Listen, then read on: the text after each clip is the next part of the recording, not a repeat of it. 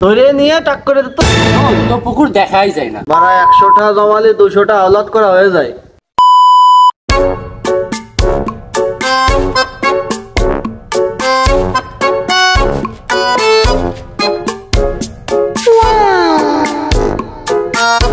কিরে বন্ধু, তুই ডিজিটাল করে কিনে ফেলাইছিস?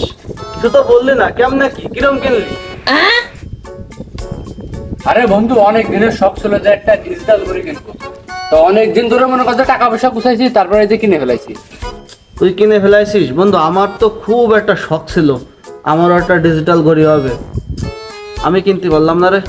আরে বন্ধু, আমি তো আর একবারে কিনি নি, মনে করছে আস্তে আস্তে টাকা পয়সা জমাইছি, তারপরে কিনছি। তুইও মনে করছে এখন থেকে টাকা পয়সা জমানো শুরু কর, তুইও কিনতে পারবি না। আরে টাকা পয়সা জমাবো আমি? বারা 100টা জমালে 200টা আওলাদ করা হয়ে যায়, আর আমি কিনবো ডিজিটাল ঘড়ি? তা তুই কেন। তারপর কি অবস্থা, গরম কেমন?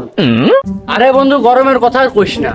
গরমের ঠাপাই যা দেখছিস না, নদীর ঘাটে 3 তলা এসে বসে রয়েছি। আর মনে করছে আম্মু গেছে নানু বাড়ি, বাড়ি কেউই নাই। কাকিরা গেছে, তাদের সার মায়ের স্কুল বন্ধ, তারা চলে গেছে কক্সবাজার টুরে চলে গেছে। আর এই যে আমি খেয়ে বেড়াচ্ছি নদীর ঘাটে এসে।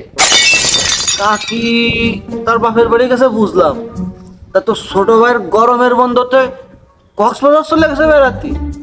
আরে শালা দিন রে। আর শালা আমাকে সময় গরমের বন্ধ দিলি, বাপ মা ধরে বসে নেড়া করে দিত, আর টাকে কার আম কার জাম এইসব টোয়াই বেড়াতো। আর এখনকার কি দিন। আরে বন্ধু, আর কইস না। আমাদের সময় আমরা গরমকালে কি করতাম, ওই মনে হয় বন্ধু বান্ধব মিলে চলে আসলাম নদীতে, সারাদিন জামাই বেড়াতাম। এনে পোলাপান ও মুখে কথা আর বলাই যাবে না।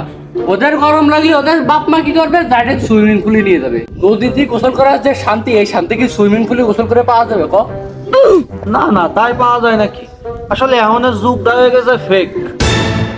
আসলে বন্ধু, গরমের যে অরিজিনাল মজাটা এখন আর ছেলেপেলে এরকম ভাবে পাবে না।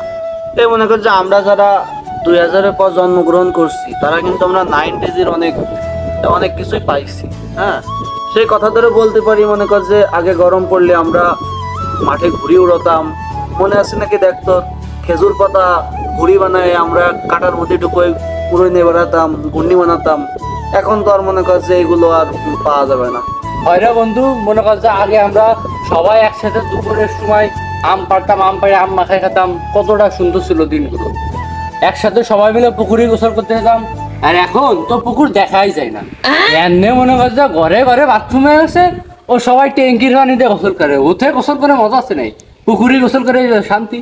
আসলে বিষয়টা এরকমই হবে, বুঝছিস?